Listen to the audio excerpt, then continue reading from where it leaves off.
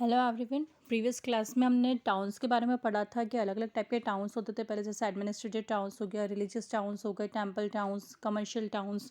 Now today our topic is traders and crafts of medieval India. Different regions of India have their own specialized crafts which are renowned for their uniqueness. जो India में different regions है, वहाँ पर हर एक reason की अपनी एक uniqueness होती है कि वो उस चीज़ के लिए फेमस होता है, उनका एक स्पेशलाइज्ड क्राफ्ट होता है जिसके लिए वो लोग जाने जाते हैं। Traders play a major role in the development of craft by creating a demand of various local craft items in far off regions. जो ट्रेडर्स थे वो एक इंपॉर्टेंट रोल प्ले करते थे क्राफ्ट के डेवलपमेंट में, क्योंकि वो लोग सेल करने जाते थे। तो जो लोकल क्राफ्ट आइटम की डिमांड होती थी उसके अकॉर्डिंग वो लोग आइटम को सेल करते थे। Many big and small traders lived in the medieval India. बहुत सारे बिग और स्मॉलर ट्रेडर्स रहते थे मिडिवल इंडिया में। They ranged from big merchants who traded in foreign lands to the nomadic Banjara और जिप्सी ट्रेडर्स। उसमें कुछ बिग मर्चेंट्स भी होते थे जो कि फॉरेन लैंड से ट्रेड करते थे। उनमें कुछ नोमेडिक बंजारा होते थे और जिप्सी ट्रेडर्स। जो लोग बंजारास वो होते हैं जो लोग एक जगह से दूसरी जगह पर मूव करते रहते, वो एक जगह पर नहीं रहते हैं। वो ऐसे एक जगह से दूसरी जगह पर मूव करते करते अपने आइटम सेल करते थे, जैसे कि राइस है, फ्लोर, सॉल्ट, शुगर, हॉर्सेस। उनका एक वीकली मार्केट लगता था या लोकल फेयर जिसको हम कह सकते थे। जैसे अगर आपने हमारे टाउन्स में भी देखा हो, आसपास भी ऐसे एनिमल्स के भी फेयर लगते हैं कि वहाँ पर इकट्ठे बहुत सारी गाय, बफेलोज या और भी हॉर्सेस ऐसे एनिमल्स को सेल किया जाता है।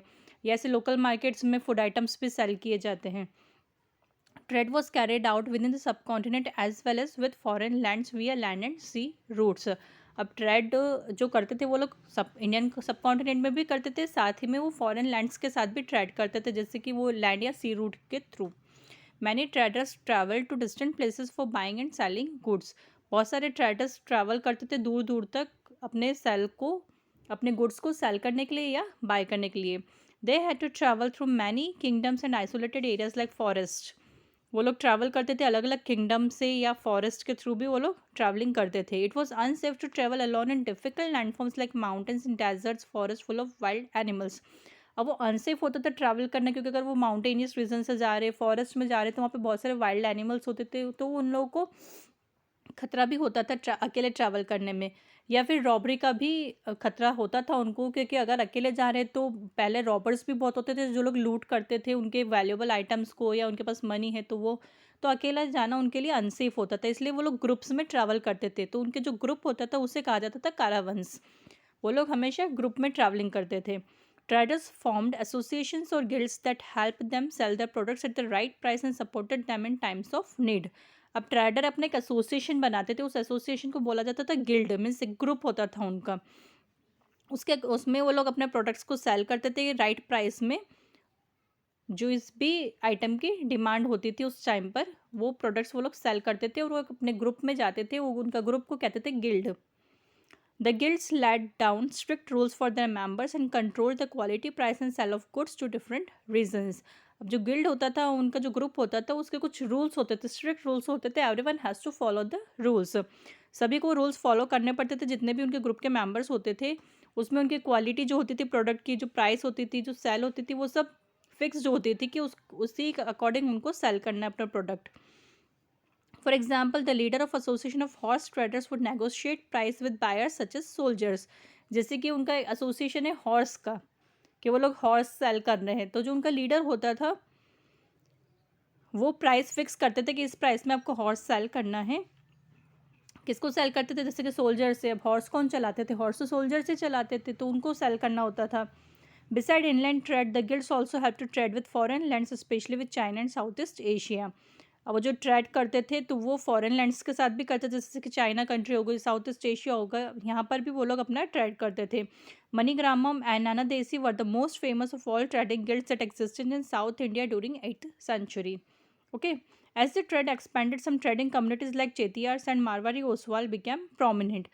अब जैसे जैसे ट्रेड एक्सपैंड होता गया, कुछ ट्रेडिंग कम्युनिटीज़ थी, जैसे कि चेतियार से, मारवाड़ी ओसवाल है, ये लोग बहुत ज़्यादा प्रोमिनेंट हो चुके थे। हिंदू बनियास, मुस्लिम बोहरास, ये इंपॉर्टेंट ट्रेडिंग कम्युनिटीज़ थी गुजरात स्टेट की, जहाँ पर ये लोग अपने इंडियन टेक्सटाइल्स को हाई प्रॉफिट में सेल करते थे। इंडियन टेक्सटाइल्स हुए, स्पाइसेस हुए, at the port of Red Sea, Persian Gulf, East Africa, South East Asia and China, यहाँ पर ये सारा इनका ट्रेडिंग होती थी. They also bought gold, ivory, spices, tin, Chinese blue pottery, and silver from Africa, Southeast Asia, and China. Indian cloth and spices were in high demand in Europe, which eventually brought European traders to India. अब Indian cloth जो थे और spices जो थे India के, वो Europe में बहुत ज़्यादा डिमांड में थे, तो यूरोपियन ट्रेडर्स भी इंडिया आते थे इन प्रोडक्ट्स को खरीदने के लिए.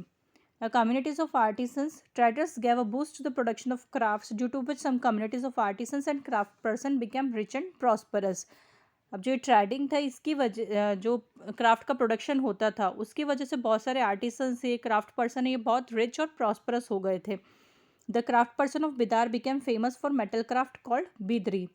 क्राफ्ट पर्सन होते थे बिदार कम्युनिटी के, वो लोग बहुत फेमस थे अपने मेटल क्राफ्ट के लिए, जिसे कहा जाता था Bidri. Panchals or Vishwakarma community worked as goldsmiths, bronzesmith, blacksmith, masons and carpenters. ये भी कम्युनिटी है विश्वकर्मा या पांचाल्स. ये भी अपने फेमस थे वर्क के लिए. गोल्ड स्मिथ होते थे, कुछ कुछ ब्रॉन्ज स्मिथ्स होते थे, कुछ ब्लैक स्मिथ्स होते थे, मैसॉन्स होते थे और कारपेंटर्स होते थे. They were involved in the construction of temples, palaces, big buildings, tanks and reservoirs. ये सारे बनाने का काम ये लोग करते थे. द सलियार्स और काइकोलार्स weaving communities earned good profit and often gave donation to temples. Cotton cleaning, spinning, dyeing came to be recognized as specialized and independent craft. अब कॉटन क्लीनिंग करना, स्पिनिंग करना, वीविंग करना, डाइंग करना, ये सब भी फेमस था उस समय. एक स्पेशलाइज्ड और इंडिपेंडेंट क्राफ्ट था कुछ लोगों का, जैसे कि ये फिगर 3 में दिया हुआ है. बिद्री वास. Bidri craft work use a black and alloy of zinc and copper which is inlaid with thin sheets of pure silver. अभी जो ये वास बनाया जाता था ये जिंक और कॉपर से बनाया जाता था और इसमें एक थिन शीट होती थी प्योर सिल्वर की भी, इसलिए ये बहुत ज़्यादा एक्सपेंसिव होते थे. ओके, क्योंकि इसमें सिल्वर की शीट होती थी.